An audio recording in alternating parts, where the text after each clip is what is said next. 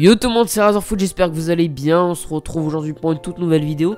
On va parler de Dijon, du mercato de Dijon, parce que je m'inquiète pour ce club, tout comme je m'inquiète par exemple pour Marseille. Mais bon, Marseille on en parle assez, Dijon on n'en parle pas beaucoup, mais c'est vrai que quand on regarde les départs c'est quand même assez inquiétant.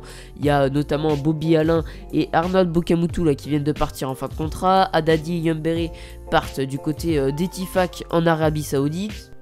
Sorikaba, recruté l'été dernier en provenance d'Elche, part du côté de la Danemark au FC Midtjylland. Il y a aussi Eden Massouma qui lui va vivre une expérience en Ligue 2 avec les Stacks de 3. Là encore une fois c'est un transfert libre. Il y a Kohn, une des stars un peu de cette équipe si on peut dire ça comme ça, qui part du côté de la Bundesliga. Il y a aussi Valentin Osier qui part du côté du Sporting. Ça c'est un gros transfert. Ça fait que les Dijonnais ils en sont déjà à 8 départs alors qu'on est seulement le 7 juillet. On est encore un peu au début de ce mercato.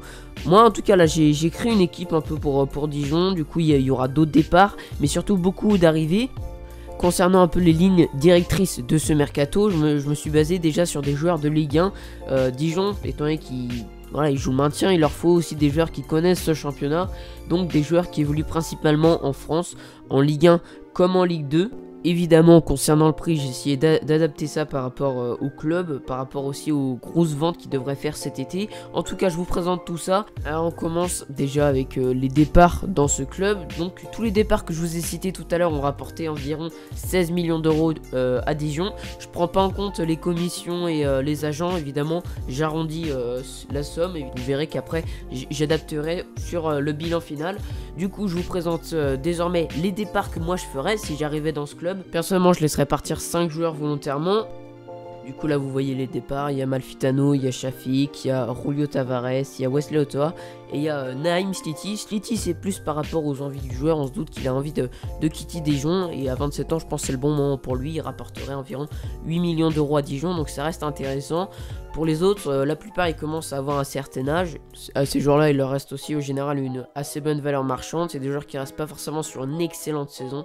Donc voilà, mais mon choix, d'autant plus que je préfère les remplacer par des valeurs sûres. Désormais, pour les arrivées, il y en a très peu qui ont été faites. Il y a Mama Baldé dans le cadre du transfert de Valentin Rosier. Et il y a également Brian Soumaré qui vient de National 2 et de l'Olympique Saint-Quentin. Donc un joueur prometteur, Soumaré, alors que Baldé, lui, c'est plus une confirmation parce qu'il sort d'une très bonne saison au Portugal. Mine de rien, du coup, ça fait beaucoup de départs, plus ceux que j'ai rajoutés.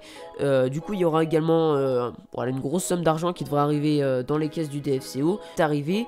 Du coup, j'ai sélectionné 7 arrivées. Encore une fois, par rapport aussi à la somme d'argent importante qui devrait arriver dans les caisses du DFCO. Et vous allez voir, j'en ai pris 7 alors qu'il y a un départ de 13 joueurs. Encore une fois, je vais également essayer de faire confiance aux jeunes joueurs pour les mettre dans les groupes, aux jeunes formés du DFCO. Voilà, je vous montrerai tout ça dans l'effectif final. Du coup, dans les 7 arrivées, le premier au poste de gardien, c'est Maxence Prévost de Sochaux. Il reste sur une très bonne saison, le capitaine sochalien. Voilà, donc pour apporter de la concurrence à Runarsson. À droite, Cheikh Traoré. Il a souvent évolué en Ligue 2 nationale et voilà, il a satisfait avec Guingamp cette année. Un profil assez défensif.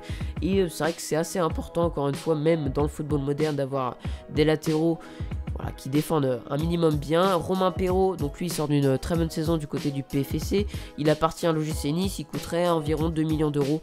Voilà, j'adore son profil à ce joueur tout simplement. Si on veut une doublure au poste de latéral gauche, il y a Abdallah Ndour qui a été laissé libre par Strasbourg que je trouverais également intéressant.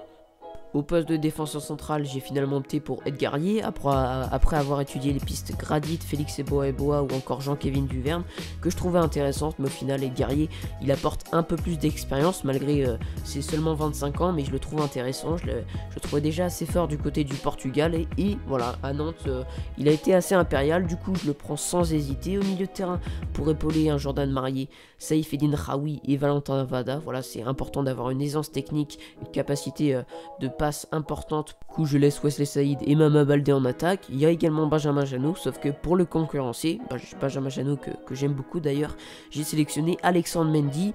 C'est un joueur qu'on connaît bien en Ligue 1 puisqu'il a été formé à Nice, ensuite il a été acheté par Guingamp, acheté par Bordeaux, puis reprêté à Guingamp. Et au final, voilà, il coûtera environ 2 millions d'euros. Et si je trouve ça important de le prendre, c'est également parce qu'il est grand et sur les coups de pied arrêtés, c'est important d'avoir de la taille et du gabarit offensivement. Du coup, voilà, un joueur que j'aime beaucoup, Alexandre Mendy, pour concurrencer Benjamin Janot. Donc voilà mes arrivées.